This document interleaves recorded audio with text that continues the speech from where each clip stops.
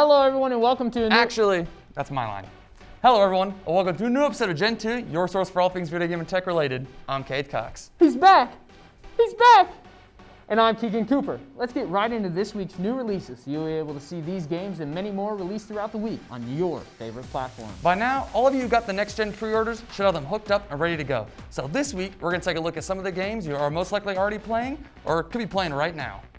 Spider-Man Miles Morales released last week for the PS4 and PS5.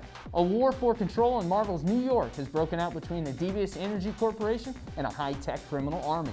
With his new home at the heart of the battle, Miles must learn the cost of becoming a hero and decide what he must sacrifice for the greater good. Assassin's Creed Valhalla released last week for the PC, Xbox, and PlayStation. Become Eivor, a mighty Viking raider, and lead your clan from the harsh shores of Norway to a new home in the lush farmlands of 9th century England. Explore a beautiful, mysterious open world where you'll face brutal enemies, raid fortresses, build your clan's new settlement, and forge alliances to win glory and earn a place in Valhalla. Black Ops Cold War released last week for the PC, Xbox, and PlayStation. Nothing is ever as it seems, as Raven Software brings a gripping single-player campaign where players will come face-to-face with historical figures and hard truths as they battle around the globe through iconic locales like East Berlin, Vietnam, Turkey, Soviet KGB headquarters, and more. These games and many more are already available to play on your favorite consoles. Up next, check out X-Gen with Dalton. Hello everybody and welcome to the penultimate episode of X-Gen. No, I did not look that word up. It is just a testament to my excellent vocabulary. But here we are, taking a look at what for me was a game I anticipated coming out for like a solid 15 years because Square Enix really took us all for a ride on a bunch of different consoles, which include but are not limited to the Game Boy Advance, the 3DS, the PSP, and mobile phones. But instead of waiting more than a decade to give you what you want, I'll just get into it.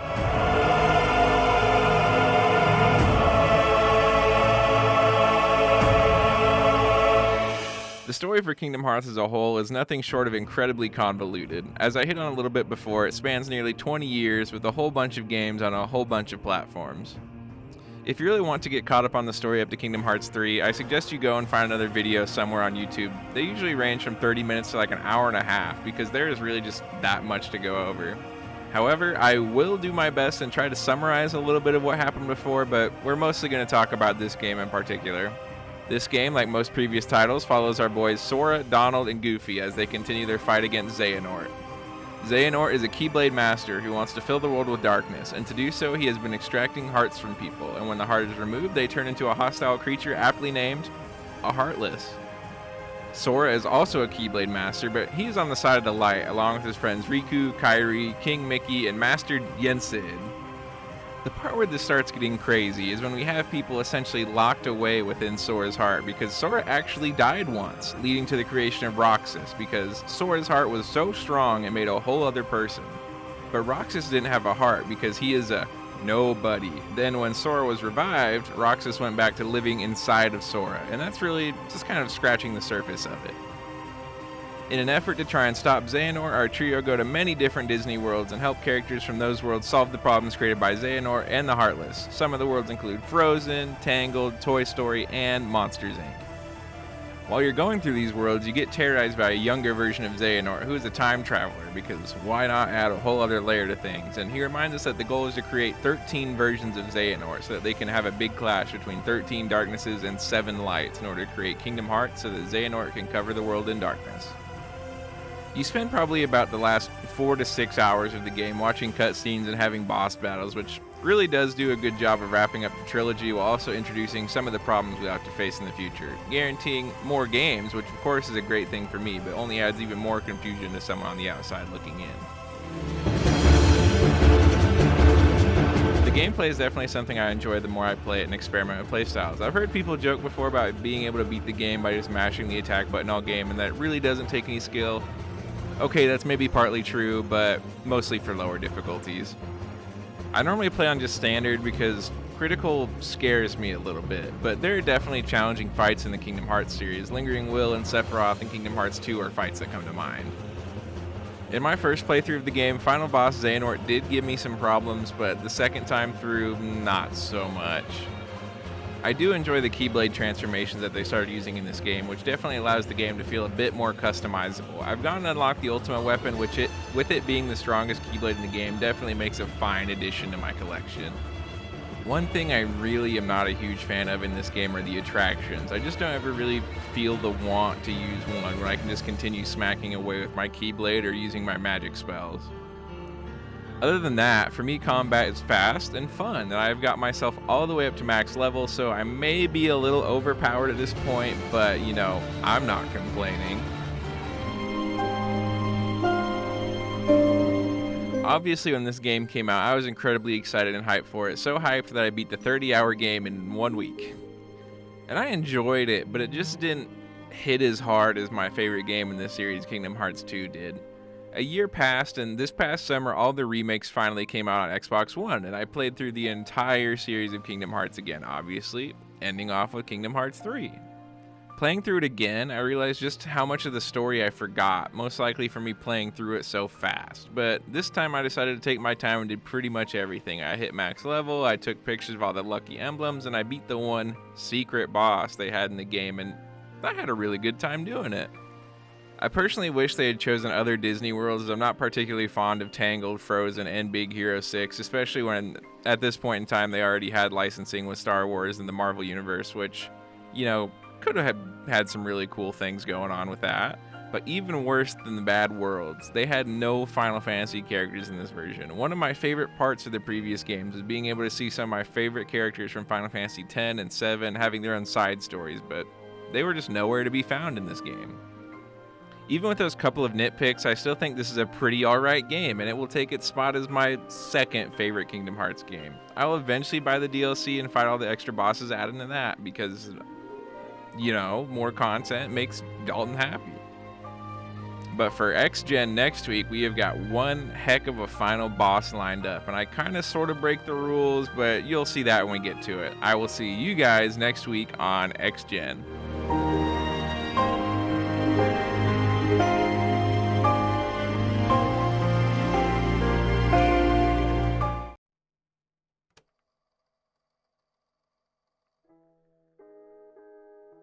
Hello, and welcome to Steam on a Budget. I'm Drew, and this week I'll be going over the 1v1 sword fighting game, Neathog. This game is pretty much a party game. There isn't much to it. You and one other person, or a computer, will each try to reach either end of the level, and the only way to prevent someone from doing so is to best them in a sword battle. I found this game on Steam and gave it a try, and I can say without a doubt that it's a time burner. I caught myself playing single player while listening to podcasts or music.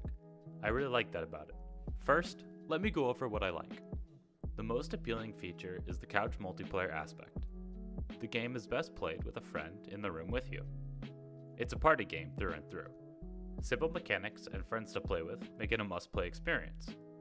I think that the slow decline of games with couch multiplayer is a sad thing, because nothing can really replace the feeling of playing split-screen games with friends. This game brings that feeling back through and through. Another feature of this game that I like is the art style. It uses a pixel art style with a purposely simple set of characters and settings. It gives the game a calming and interesting look. Some levels are creepy mines with spiderwebs, and others are forests with tall grass and rain. The art style just makes these settings look charming. They'd be at home on someone's desktop background. Lastly, the gameplay. When you first pick up the game, it will feel sluggish and awkward, but once you get a hang of the controls, it feels great to easily dispatch your enemies. The way the swordplay works is also interesting. Being able to change sword positions as well as throw it makes gameplay more reflex and strategy based than luck. Now, the bad. The game's keyboard controls suck. It was clearly meant to be played on a controller, so when I tried to play on keyboard, it fell off. Another feature that I didn't quite like was the momentum. While it wasn't so bad, as you got used to it, the momentum feels a bit sluggish even after you get the hang of it. It just feels a bit awkward. Another potential problem is the lack of content.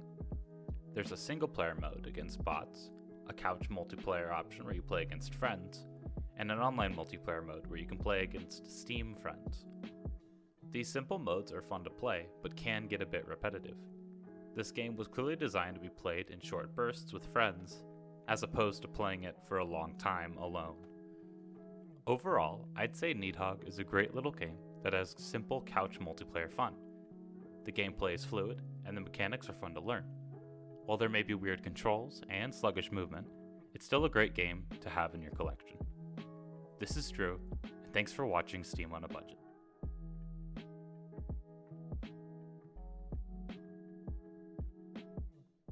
Hello everyone, and welcome to High Fives, the show where I shove my unwanted opinion on video games into the mix and put them in a top 5, or in this case, a top 3 format. Now with Call of Duty Black Ops Cold War finally releasing, fans of the series are excited for what Raven and Treyarch have to show. With every new entry though, there's always a bountiful amount of changes brought to the series, both good and bad. However, with that said, we're only going to be taking a look at the positive entries. More specifically, my personal top 3 best Call of Duty games. At number 3, we have Call of Duty 4. This classic entry into the franchise brought tons of fresh ideas that still influence games today. This COD title brought forth an entirely new setting for the series at the time, branching away from the World War setting and fast forwarding to the modern era. With this shift of time period, it brought forth an entirely new arsenal of weapons, maps, and modes. One of these newest additions was the Create a Class selection. Long gone were the days of only being restricted to preset classes. Instead, this game brought forth a whole new way of personalizing your loadouts by being able to change every aspect of your class, from your weapons to your perks. Another element added for the first time were kill streaks. These are powerful support units that you can call in when you're on a roll without dying in a match. With all that said, this puts Call of Duty 4 in at the number 3 spot. At number 2, we coincidentally have COD 4's sequel, Modern Warfare 2. This game is probably the most iconic Call of Duty ever made. From its gameplay changes, campaign, and community, this entry essentially expanded and improved every facet of the previous game. With new maps, modes, weapons, and kill streaks at play, this game used what COD 4 introduced and took them to the next level, expanding attachments, adding new perks, and introducing the ability to customize your kill streaks as opposed to only having a select 3. This popular multiplayer experience also brought a slew of online content, primarily that of the MLG compilation videos. The last, and in my opinion, the biggest reason for this game's success was from its campaign. Not only did it drop a metric fuck-ton of controversy, it also continued the Modern Warfare story in a near-perfect manner. This, however, resulted in one of the most heartbreaking scenes I've ever seen in any video game. You have the DSL. We got it, sir. Good. That's one less loose end. No!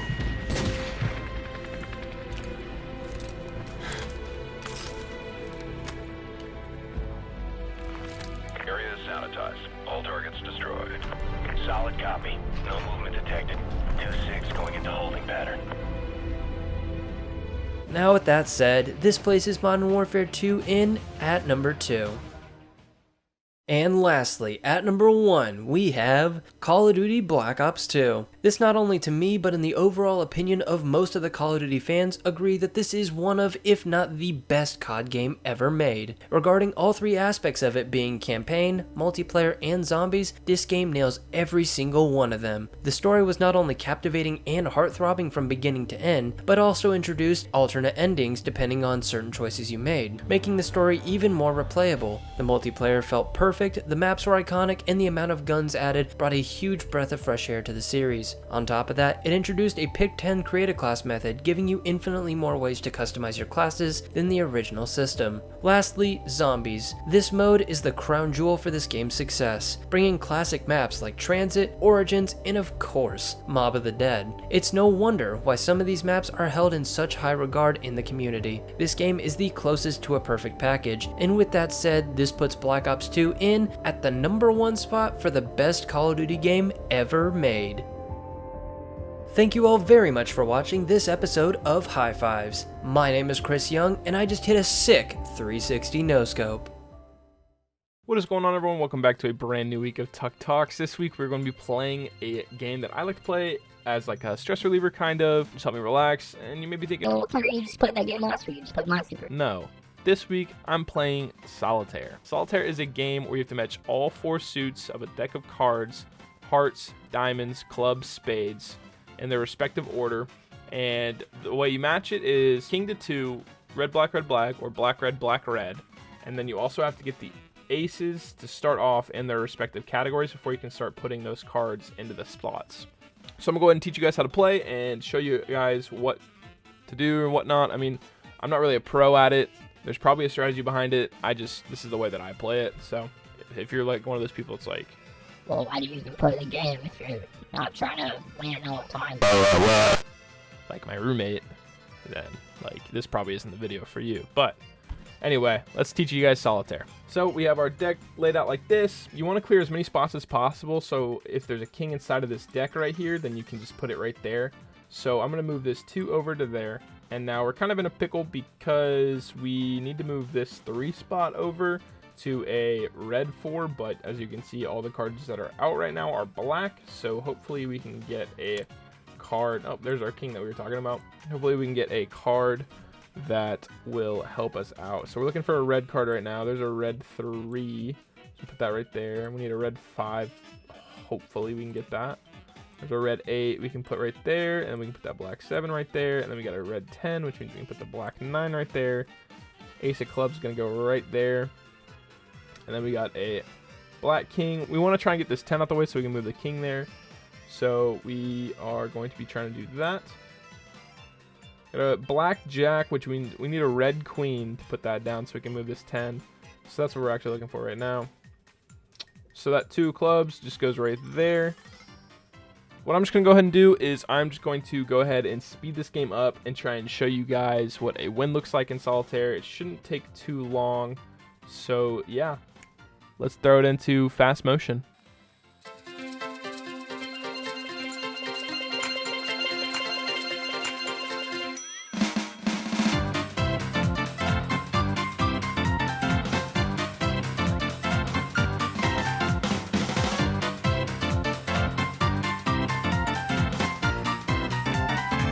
Alrighty guys, well that is exactly how you win Solitaire. It took a little bit longer than I thought it was going to. It took 101 moves. I've beaten it in under 100 multiple times before, but sometimes you just get a game like that and sometimes you get a really easy game. But that's pretty much going to do it for this week's video. I hope you guys enjoyed. I hope you guys learned how to play Solitaire. I highly recommend this game, just like Minesweeper last week. And yeah, that is going to do it for this week. Peace.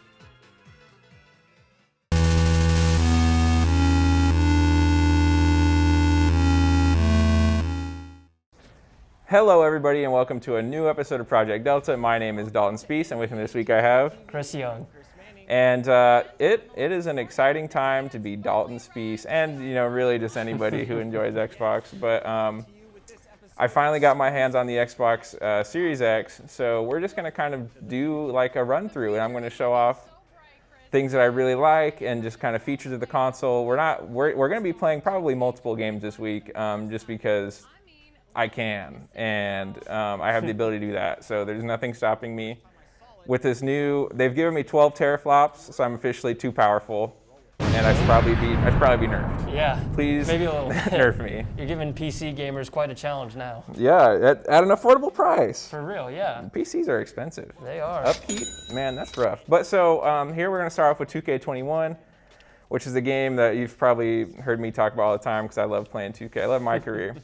But so we're just gonna hop into quick play and pick a team really quick. I enjoy the what order is this in? I have no idea. I've never played an NBA game, but I can tell just simply by because I've seen videos of it like on the PS4 and the Xbox One, any kind. It runs well, don't get me wrong, but it's definitely running at something new on this console. Yeah, what I really like just the look, like the background, like the neon lights. Yeah, that's a really nice bloom effect. And I'm gonna play as the Golden State Warriors. They're not my favorite team, but Kevin Durant, he played there at one point in time, so I got to show him some love. But so one thing that we're gonna take a look at is usually, you load into a 2K game and you have to watch 2K TV. That's kind of their load screen. Yeah. And you'll see the kind of load screen that you get with this now there isn't one. That's like 4 seconds. We are in the game already watching like the pregame intros and you can just kind of skip them. And boom, here look, Golden State, it's the Hawks versus the Warriors. And They did a lot to kind of give us a new crowd, just new things to look at. I'm going to skip this because I'm sorry, Allie, but I don't care what you have to say at this point in time. You don't want to listen to all the riveting conversation? Well, I'm really going to miss, this is a terrible camera angle. Hold up a second. I'm sorry about this. I can't believe I was so ill-prepared. So we are going to go to the 2K camera because that's the best camera. And we'll just see, Trae Young is doing his moves. I'm gonna clamp him with my boy Andrew Wiggins. Just who's fouling? Draymond is fouling already. Gotta say, this looks beautiful. I know that EA games in general are they look fantastic, but I gotta say that this is an upgrade, right? Oh yeah, this is 2K. They came out with 2K21 on last gen in September, but they just decided. Well, I mean, they didn't decide, but this game is entirely different than that game was. And Klay Thompson taking a three, he misses, which isn't good. So I don't care. Klay Thompson missed the shot. I'm done playing this game. I'm mad now. Yeah. I'm mad. So since I'm mad, I'm going to play Doom Eternal. Take some rage out on some demons. I am going to play Doom Eternal, and just look at all those very nice looking demons. They're not that angry, but so really what I wanted to show off is quick resume. Obviously, you can see the quick resume logo in the top right. We're at a pause menu. Boom, we're in the game.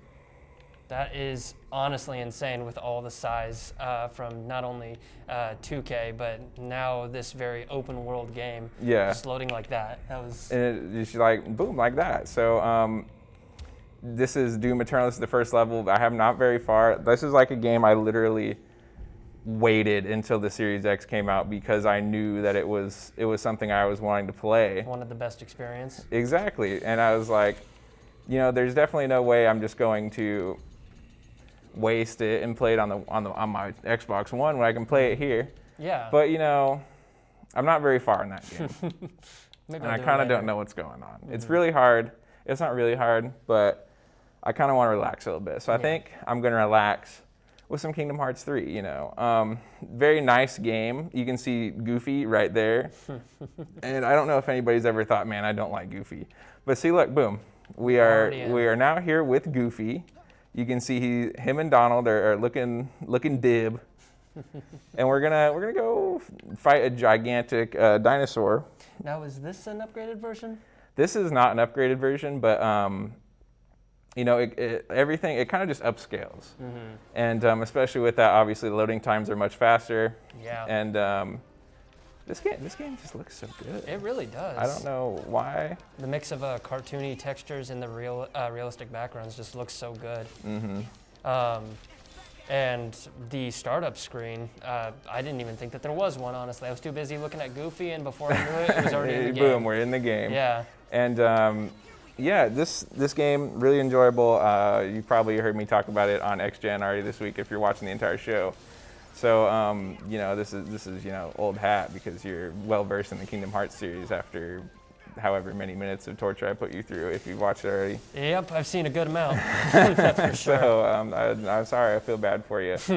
But me and Donald will just do a nice little combo attack right here, and boom, down goes the dinosaur. Even on a quote unquote last gen, on the next gen, it still looks pretty. Still runs so smoothly. How nice of them to do. To just let me play. See, one of the things I really enjoyed is the interface. A lot of people complain that the interface is pretty much the same as it was. I mean, it wasn't. This is exactly the same as the Xbox One was. But I like it because I don't have to learn anything new. Yeah. And it's like, I've gotten used to it. So why throw all these different curveballs at me when I already kind of know what is going on here? So Yeah, it's kind of nice. And even when I was playing the other day on launch night, and my friends who hadn't quite gotten Xbox Series X's yet, I could still talk to my Xbox One friends, which is really nice. It's something that going from 360 to Xbox One or PS3 to PS4 is something you couldn't do. Yeah, PS4 and the Xbox One definitely were the instigators for crossplay, especially with Fortnite. I mean, that was really the game that all started it. And now the PS5 and the Xbox Series X are really just bolstering that. Yeah, and another game we're going to go to really quick here. This is just called Dead Cells. It's like a... Kind of reminds me of Castlevania. Yeah, it is kind of like a... It's not like a Metroidvania game or anything like that. I believe the term is roguelike or roguelite. But so basically you just kind of like crawl through these dungeons and try and go as fast as possible. That door is locked, so I can't go there. Maybe I can go through this door. So much for the speed run.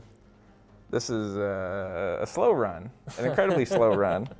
Looks like But that one's locked in. one thing that's not slow, obviously we've seen already, is the load time. So we don't have quick resume turned on right now for GTA 5. We're just going to load into the game and see how fast it loads. Actually, quick resume is turned on for it. I can't wait. So even better. You know how Holy crap.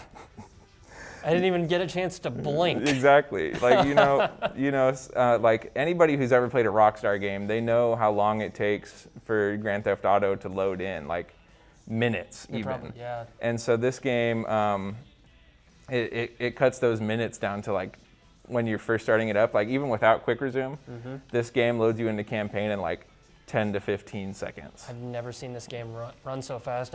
With the last generation of consoles, everyone probably had the tips at the loading screens already memorized. Exactly. I mean, that's like one thing we've talked about a lot is I'm the kind of person who, if I'm at a loading screen, I sit there and I look at my phone for like every second, that I'm not at a loading screen.